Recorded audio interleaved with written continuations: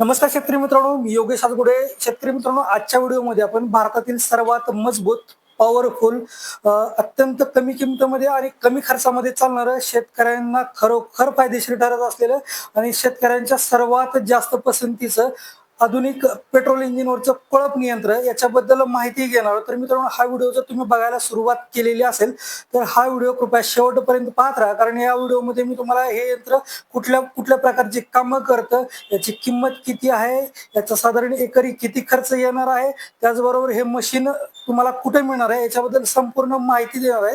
तर मित्रांनो, कुठलाही वेळ वाया न घालवता आपण व्हिडिओला सुरुवात करूया. व्हिडिओला सुरुवात करताना सर्वात प्रथम आपण पाहूया हे यंत्र कशा प्रकारे बनवलेलं आहे. तुम्ही या ठिकाणी पाहू शकता, हे जे यंत्र बनवलेलं आहे आपण ते पूर्णपणे रिसर्च करून एकदम चांगल्या प्रकारे बनवण्यासाठी याला पूर्ण अखंड लेझर कटिंग मध्ये लोखंडाच्या जाड प्लेट मध्ये याला पूर्ण लेझर कटिंग करून बनवलेलं. तुम्ही याची जाडी पाहू शकता. अशा प्रकारे जाड मजबूत प्लेट मध्ये पूर्ण लेझर कटिंग करून बनवलेलं यंत्र असल्यामुळे हे पूर्ण बॉडी अखंड असल्यामुळे ताकदीने काम करतं. त्याचबरोबर मजबूत आणि टिकाऊ अशी बॉडी आहे.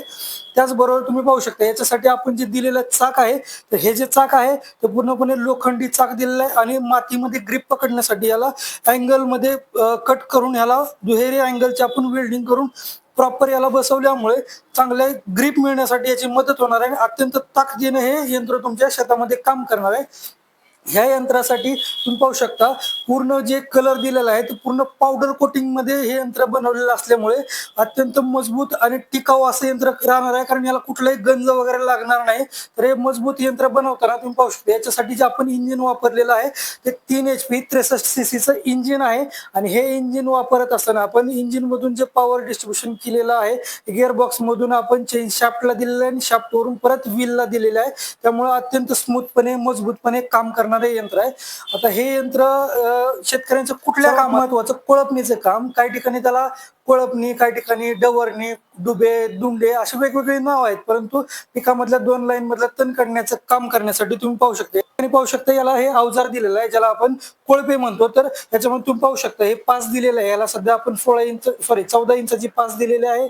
मार्केटमध्ये तुम्ही जे बैलावरती कोळपणी करता किंवा तुमचे खुरपणी करता त्या खर्च भरपूर येत असतो. कोळपणी करण्यासाठी बैलावर जर तुम्ही कोळपणी करायला गेले एक तर सध्या बैल मिळत नाहीत आणि मिळाले तर साधारणतः एकरी 1000 रुपयाचा सरासरी खर्च येतो. खुरपणी करायला गेले तर एकरी 5-6 हजार पुरत नाहीत.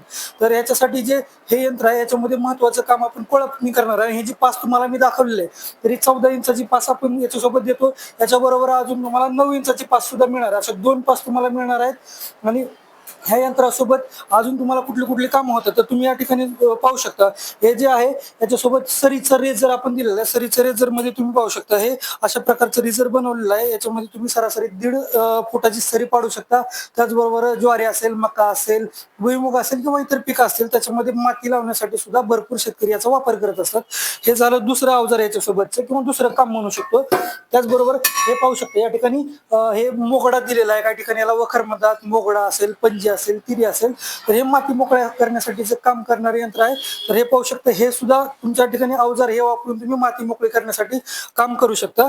आणि याच्यानंतर अजून एक पाहू शकता हे जे एक अवजार आहे तर आता बऱ्याच लोकांना याची ओळख नाही, परंतु हे सुद्धा खूप महत्वाचं अवजार आहे.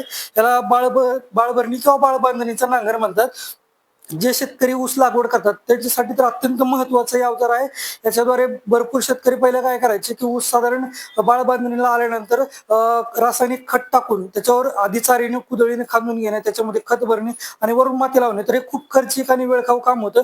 तर त्याच्याऐवजी तुम्ही आता रासायनिक तुमचं खत टाकू शकता आणि त्याच्यानंतर ह्याच्याद्वारे त्याच्यावरती माती लावल्यानंतर तुमचं काम काही तासांमध्येच होणार आहे. तर शेतकरी मित्रांनो, अशा प्रकारचे 4 प्रकारचे सध्या मुख्य कामं करतं.